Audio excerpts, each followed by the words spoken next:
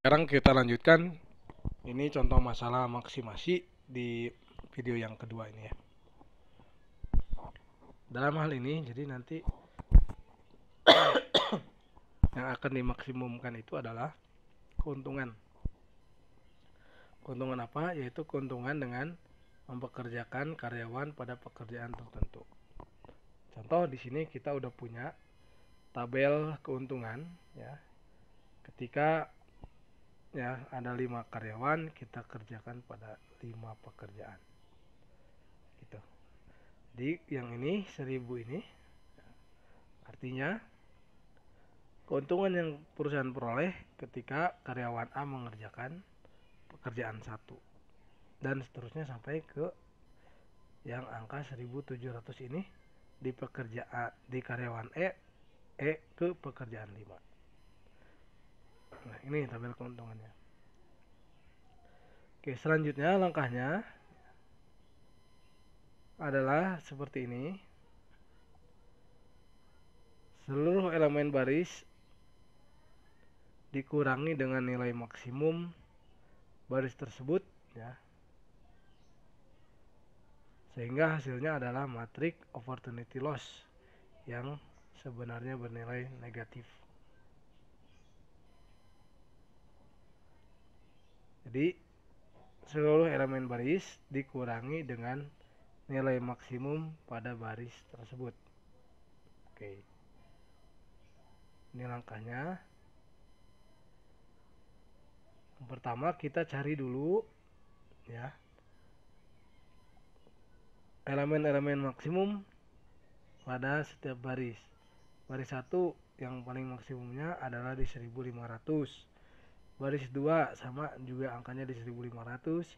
Baris 3 1200. Baris 4 1600.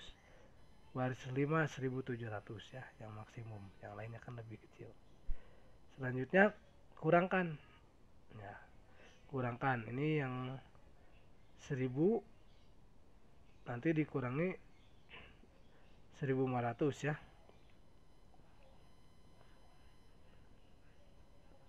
Oke. Nah, ini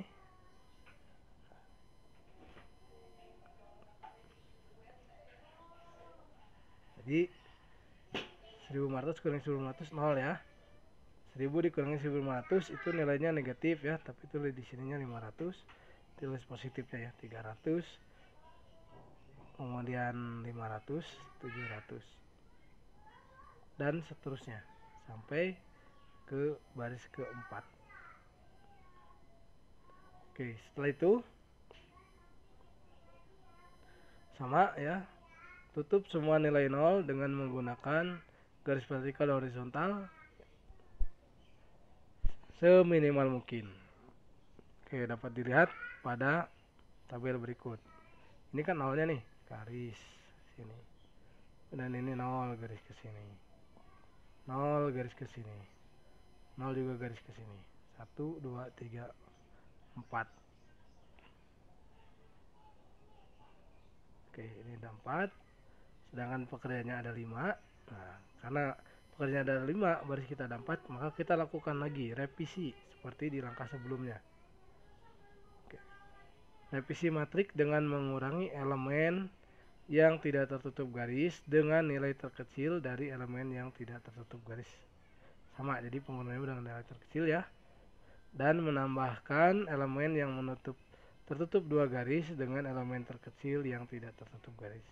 Oke, caranya adalah dari yang ini, dari tabel sebelumnya, kita lihat elemen-elemen mana yang tidak tertutup garis. Ini ya, 1, 2, 3, 4, 5, 6, 7, 8. Cari nilai terkecilnya 200 ya. Dengan 200, 200. Kurangkan semua dengan nilai terkecil. Jadi 400 kurangi 200, nanti yang ini sisanya 200 gitu ya. Ini ada di tabel ini. Nah ya, 400 jadi 200, 200 jadi 0 dan seterusnya semuanya. Pengurangan dengan 200 dengan nilai terkecil tadi ya. Sehingga kan akan ada muncul 0 baru ya. nol baru. Selanjutnya angka yang kelima,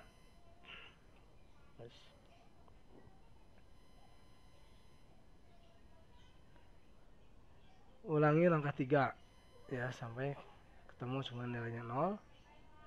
Itu kita coret garisnya. Setelah ada 0 ini kita lakukan penggarisan lagi. Nah, kemudian kita pengen yang seminimal mungkin juga, itu ini ke sini, ini ke sini, ini ke sini, ini ke sini, ini ke sini, ini 4, kemudian ini ke sini 5. Nah, sehingga sekarang udah sama ya, jumlah garisnya sudah 5.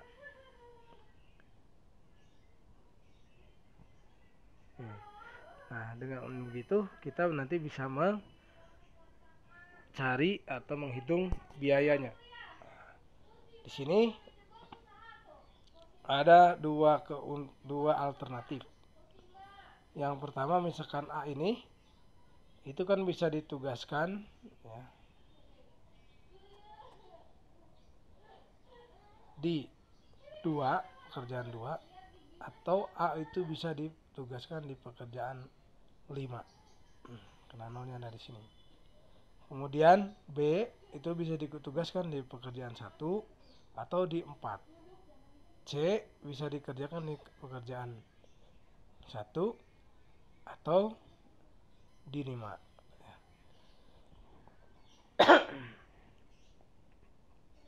Kemudian D itu bisa dipekerjakan di pekerjaan 2 atau D bisa dipekerjakan di pekerjaan 4.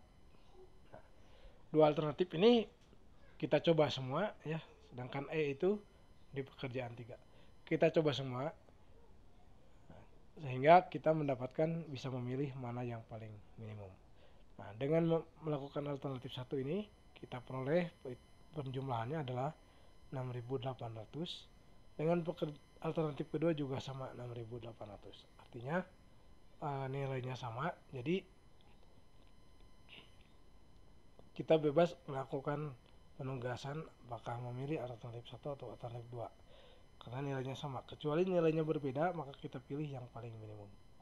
Oke, sekian untuk pertemuan 11 ini tentang metode penugasan dengan menggunakan metode Hungarian ya, metode tarik garis begitu ya. Oke. Sekian, assalamualaikum warahmatullahi wabarakatuh.